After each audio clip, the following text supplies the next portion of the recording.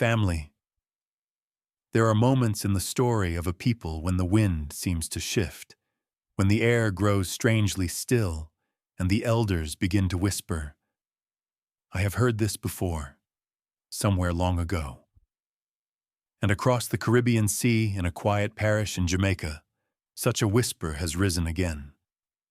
Not from politicians, not from scholars, but from an aging pastor whose voice carries the weight of 7 decades of memory, prayer, and prophecy. He stood before his small congregation, sunlight pouring through wooden shutters, and he declared that an ancient Caribbean message spoken in fragments by grandparents, sung in the lullabies of fishermen, carried by returning migrants, was now stirring once more.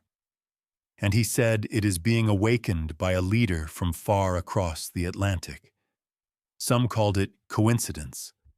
Some called it spirit. But the elders in the room felt something they had not felt in many years. A trembling of recognition, as though history had circled back with purpose. Before we journey deeper, family, if you believe our stories matter, if you believe our elders deserve to be heard, then please hit that subscribe button, share your voice, and walk with us. In the hills of St. Anne, where mango trees lean over narrow dirt roads and distant waves murmur against the northern coast, an aging pastor named Pastor Emmanuel gathered his congregation for what was expected to be an ordinary Sabbath message. The church was small, barely 30 people, most of them elders with silver hair and patient eyes. Yet there was an unusual tension in the air. Even the younger ones, the handful of grandchildren visiting for the weekend, sensed it. Something was stirring in the old man's spirit. Pastor Emmanuel stepped to the pulpit slowly, holding a worn Bible whose edges had frayed with time. He did not open it immediately. Instead, he looked into the faces before him, faces he had baptized, counseled, married, and buried their loved ones. Then he said, in a voice both steady and trembling, "My children, there is an old Caribbean prophecy that has come back to me. It came in a dream, and it came with urgency." The room tightened. Some shifted forward, others folded their arms, unsure what direction the message was taking. But everyone listened. He told them that when he was a boy, his grandmother, a woman from the Maroon lineage, used to speak of a time when a leader from the land of ancient warriors would rise not from the islands themselves, but from across the ocean in West Africa. This leader, she said, would remind Caribbean people of a strength they had forgotten. His grandmother called it the returning echo, a symbol of deep connection between the Caribbean and the African soil from which their ancestors had been taken. For decades, Pastor Emmanuel had dismissed the story as folklore, a poetic memory of Garveyism. But recently, the dream returned with startling clarity, and in the dream, he saw a face, the face of a young African leader standing before crowds, speaking words that shook the ground and steadied the hearts of the poor. Some in the congregation whispered to each other. They had already seen the speeches circulating online, the images of crowds lifting their hands, the sense that something unusual was happening far away, yet strangely close. That was when Pastor Emmanuel did something he had never done. He named the man in the dream. He said, "My children, I believe the prophecy is awakening because of the leader you have seen in the news, the one the world is speaking about, the one they call Traoré." A hush fell over the room. Someone in the back gasped softly. Pastor Emmanuel continued, "I am not here to make political declarations. I am here to speak of spirit." And when I looked upon that young man, when I listened to the fire and humility in his voice, something old stirred within me. It was as though my grandmother's words lifted from the soil and echoed through time. He paused, pressing his hand to his chest. It was, he hesitated, voice cracking, an Ibrahim Traoré moment for my spirit. At that, the congregation divided. Some felt chills, some frowned. A few shook their heads.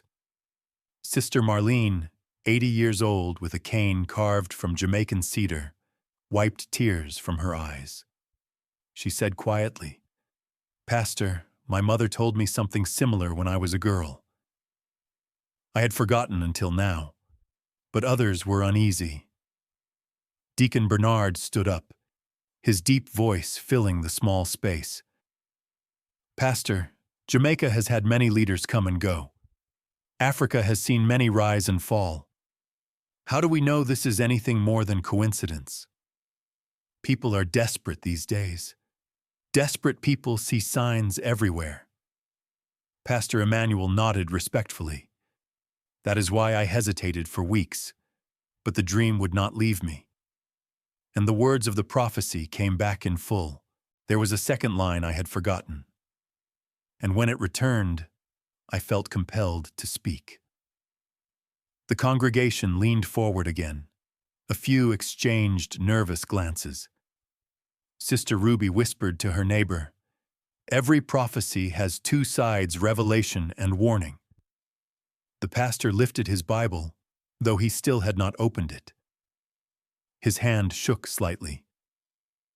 "My children, the first line speaks of a leader rising, but the second line, the one my grandmother told only once, speaks of the islands themselves. And that line is the reason I could not stay silent." The church was suddenly silent, the kind of silence that makes the heart thump louder than the wind. Even those who doubted found themselves unable to look away from the trembling elder at the pulpit. Pastor Emmanuel closed his eyes, drew a slow breath, and prepared to speak the forgotten line. "But before I read it, you must understand. This line is not gentle. It is not comforting. And once spoken aloud, it cannot be unheard." The room held its breath as the aging pastor, now Pastor Joseph. For in the rotation of memory, each elder carries a different face, placed his trembling hand upon the pulpit. He looked out at the congregation with eyes that seemed older than the island itself. The wooden church felt suddenly smaller, as though the walls leaned closer to hear the words he was about to release. He said softly at first, "My children, the second line of the prophecy is not a celebration. It is a rebuke." The elders stiffened. The youths stopped fidgeting. Even the babies quieted, as if some ancient instinct commanded silence. Pastor Joseph lifted his chin and spoke the line his grandmother had whispered only once before her passing. "The islands will bow for too many years, forgetting their calling, and they shall regret the seasons when they feared to stand." A wave of unease rolled through the pews. It was not anger at the pastor. It was anger at themselves, at history, at the weight of choices made long before many of them were born. Sister Ruby pressed her palm to her chest, shaking her head slowly. Brother Leonard muttered, "Lord help us, the elders speak truth." Pastor Joseph continued, "For decades, the Caribbean people have looked outward to foreign approval, foreign judgment, foreign instruction, and in doing so, we have sometimes forgotten the strength that dwells within us. My grandmother believed this prophecy would return when the islands were standing at a crossroads between courage and comfort." He paused, letting the words settle like dust in sunlight. Then he added, "And this week, as I watched that young leader from West Africa speak with fire that did not burn but cleansed, I felt that crossroads become clear." Some nodded, others clenched their jaws. The tension was no longer quiet, it pulsed. Sister Marlene, leaning heavily on her cane, whispered, "Pastor, for the first time in my lifetime, I saw people in Trinidad, Barbados, Haiti, Jamaica, talking about independence of spirit again, not just independence on paper." A younger man, no more than 30, replied, Or maybe people are just tired of corruption and tired of being misled. Maybe that is why they cling to any strong voice. Pastor Joseph did not scold him. Instead, he said, "Doubt is the soil where discernment grows, my son.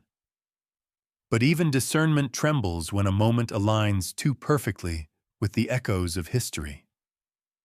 He described how the pastorate across the Caribbean had been quietly debating the speeches and reforms happening on African soil.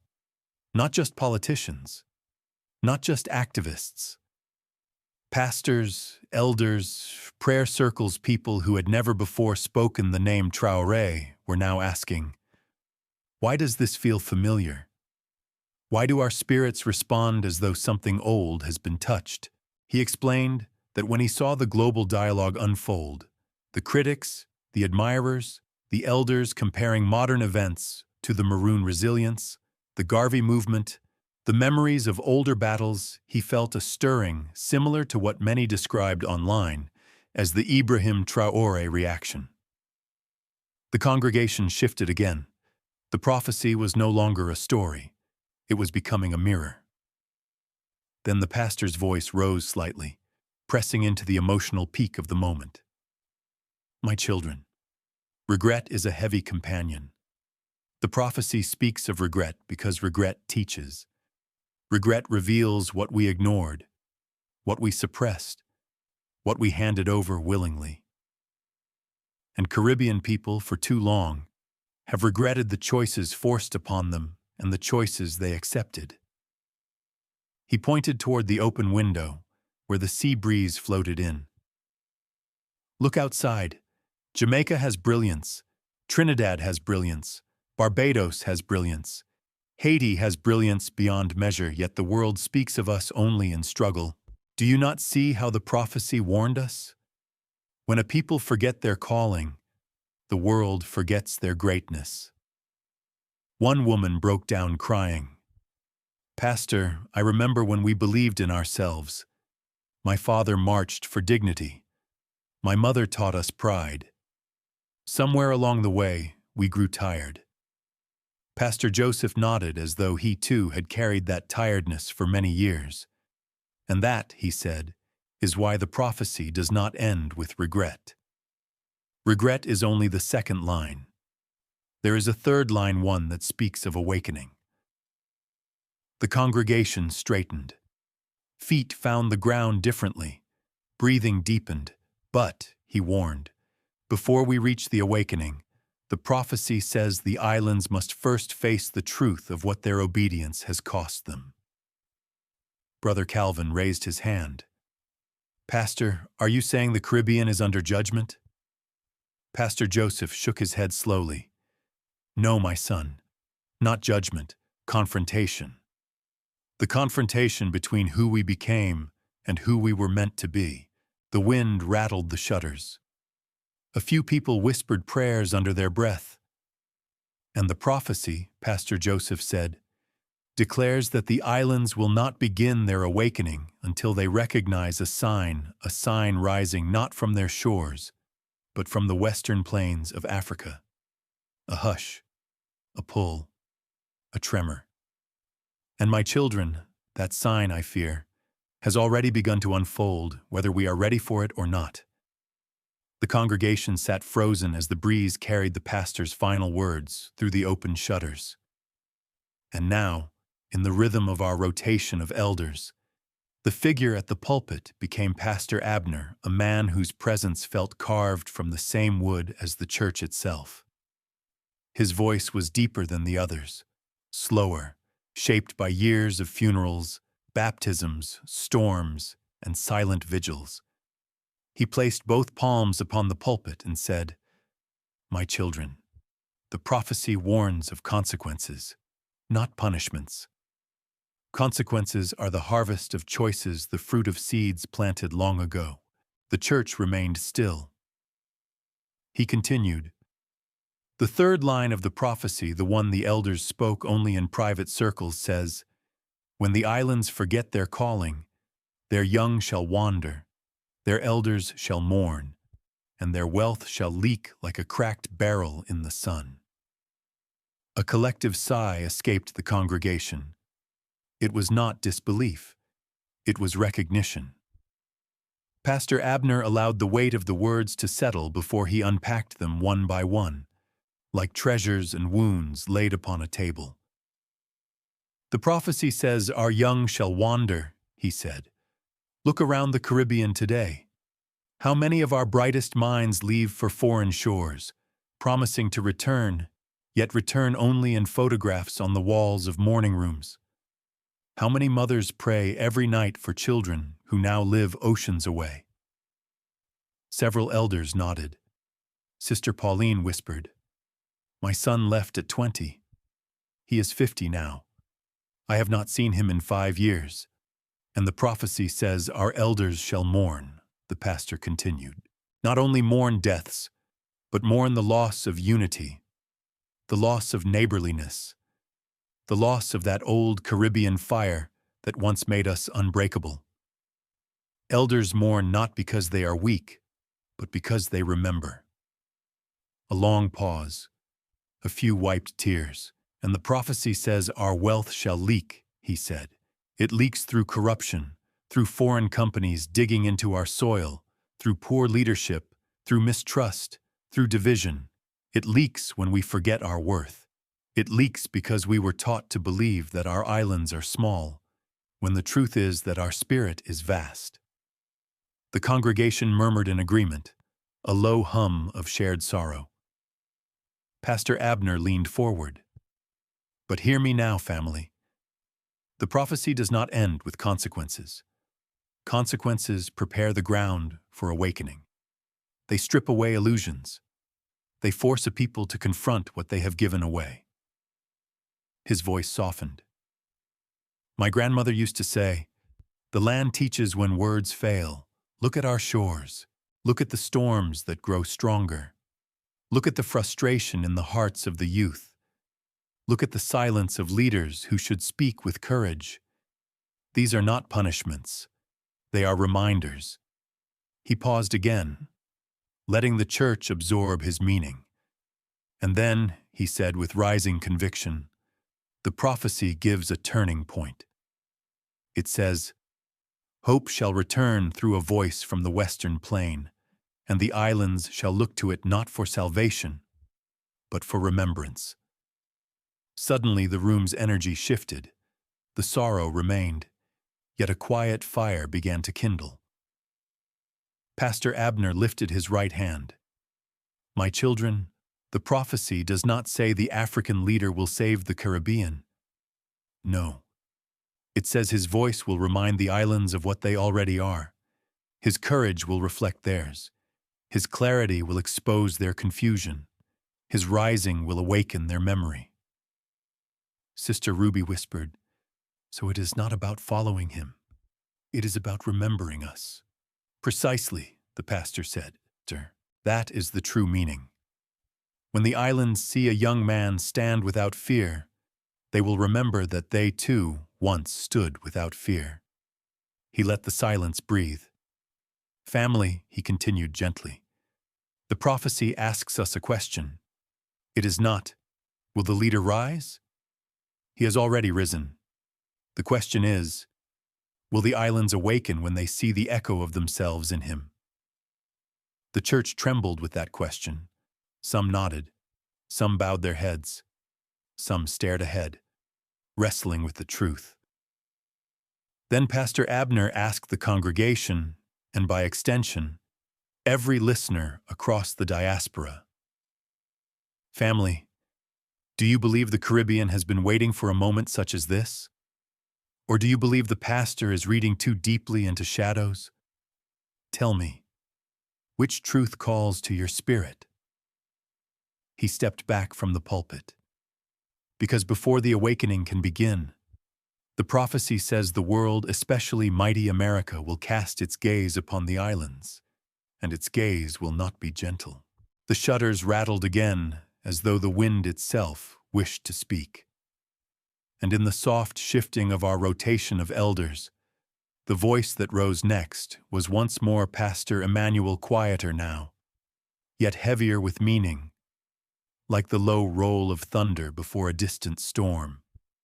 He looked out at the small congregation and said, "My children, when a prophecy speaks of awakening, it does not speak only of the islands.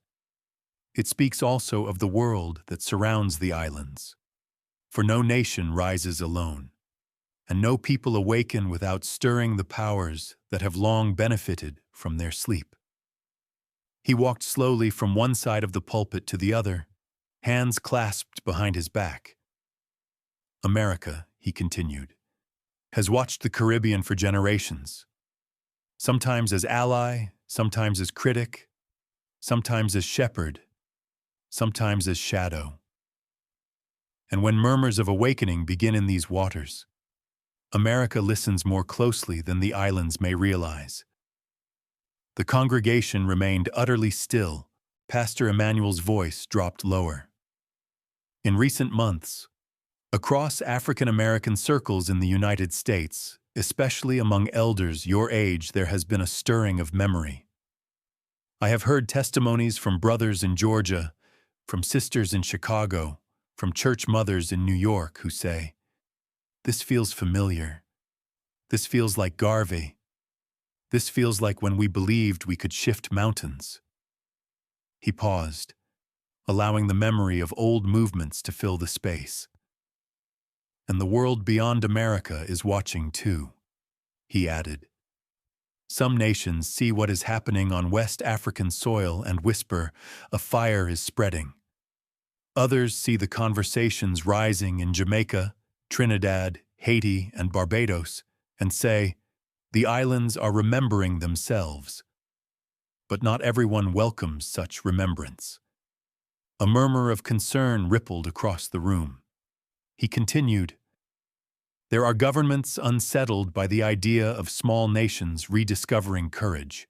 There are corporations unsettled by the idea of Caribbean resources being protected with clarity and resolve. And there are world powers unsettled by the thought that people they once measured as quiet are now lifting their heads." The pastor's tone grew more solemn. "My children, awakening does not occur in silence. It echoes, it reverberates, it challenges. And when a people rediscover their worth, the world around them must adjust willingly or unwillingly." Sister Marlene raised her hand. "Pastor, does the prophecy say how the world will respond?" "No," he answered softly. "It does not tell us the nature of the reaction. It tells us only that the world will look and its gaze will test the islands." A soft tension filled the church. It was neither fear nor despair. It was the awareness that change brings friction. "And so," Pastor Emmanuel said, resting both hands on the pulpit once more, "we must ask ourselves, what happens next? If the Caribbean is indeed being stirred, if the world is watching, if Africa is rising, then what path lies before the islands?" He looked toward the horizon through the open window. For the prophecy ends with a final line, a line not about the world, but about the choice the Caribbean must now make. And now, as though completing a sacred circle, the voice at the pulpit shifted once more, this time returning to Pastor Joseph, whose tone carried both the weariness of age and the rising strength of conviction. He laid his hand gently upon the wooden lectern, the grain beneath his fingers worn smooth by decades of prayer. "My children," he began, "the prophecy ends with a line that is neither warning nor rebuke. It is a doorway, a choice, a summons to courage." The congregation leaned closer, breaths shallow, hearts poised. Pastor Joseph recited the final line from memory, his voice echoing like a drum across the small sanctuary. "When the islands stand without fear, the ancestors will breathe again." A trembling silence followed. It was not fear that gripped the room, it was recognition, the kind that stirs something ancient in the marrow. He continued, "My children, This final line speaks not of leaders, nor of nations, nor of foreign powers. It speaks of us, of the Caribbean soul, of the great-grandparents whose hands built these islands, whose songs held the seas together, whose dreams were never fully realized. His tone deepened. The prophecy says the ancestors will breathe again. That breath is not mysticism. It is memory rediscovered. It is unity restored. It is courage returned to a people who were taught to shrink themselves. Several elders nodded through tears. Pastor Joseph paced slowly. All across the region, I see signs of awakening young Jamaicans questioning the direction of their nation. Trinidadians calling for honor. Haitians refusing to surrender their identity. Barbadians confronting the weight of colonial echoes. The islands are not silent. They are restless. They are remembering. He raised a hand, pointing gently toward the congregation. But hear me well. Remembrance alone is not awakening. Awakening requires choice. The islands must choose whether they will continue to bow to the voices that diminish them, or whether they will stand without fear, as the prophecy commands. Sister Ruby whispered, "Pastor, how do we stand without fear when the world grows louder every day?" He offered a tender smile. "My child, standing without fear does not mean standing without danger. It means standing with dignity. It means saying, we will decide our path. We will protect our people. We will honor our ancestors. Fear weakens a people. Dignity restores them." His voice grew stronger, carrying the rhythm of sermon and storm. The Caribbean is facing a crossroads, not because of a single leader, but because the islands feel something shifting, a wind from Africa, a stirring among the elders, a rising among the youth, a longing for sovereignty of spirit. The question now is not whether the prophecy is real. The question is whether the people will answer it. He stepped back from the pulpit, eyes glowing with solemn fire. "My children, the final line invites us to imagine a future where the Caribbean stands tall, united, clear in purpose. But whether that future will come, that depends on what the islands choose next." The wind pressed softly through the shutters, as though urging him to speak the final word. For now the prophecy rests in our hands, and the next breath of the ancestors depends on the path we choose. Family, as we stand at the end of this journey, let us breathe deeply and look back at the path we have traveled together. We have walked through the anger of forgotten truths, through the regret of years when the islands bowed too easily, and through the quiet but rising hope that now stirs across the Caribbean and the wider African world. We have listened to the three elders, Emmanuel, Joseph, and Abner, each carrying a different voice of memory, each revealing a different layer of the prophecy whispered by ancestors long gone, yet never silent. And now, family, we return to the question that lingers: what does this moment demand of us? Not of governments, not of commentators, but of you, of me, of every soul across the diaspora, whose spirit quickens when a people rediscover their worth. For there are times in history when the winds shift and the ground beneath our feet trembles with possibility. Some have called what we witness today an Ibrahim Traoré moment, a spark of remembrance that crosses oceans and awakens the islands from an old sleep. Others reflect upon the global conversations and describe them as an Ibrahim Traoré reaction, a stirring felt not only in Africa, but in Jamaica, Barbados, Haiti, Trinidad, and across African American communities who have carried the flame through generations of struggle. And perhaps, family, this is indeed another Ibrahim Traoré moment, not because of one man's rise, but because his rise reminds the Caribbean of its own forgotten height. So now I ask you, with all sincerity, do you believe the prophecy speaks to this time? Do you feel the ancestors leaning close? Do you sense the islands stirring, preparing to stand without fear? Tell me in the comments, family. Your voice is part of this awakening. Before you leave, if this message touched your spirit, if it stirred memory or courage within you, then stand with us boldly, lovingly, proudly. Hit that subscribe button. Share this message with someone who still believes in the old Caribbean fire, and let your voice rise in the comments below. For the prophecy may be ancient, but its fulfillment belongs to those who choose to walk forward in hope.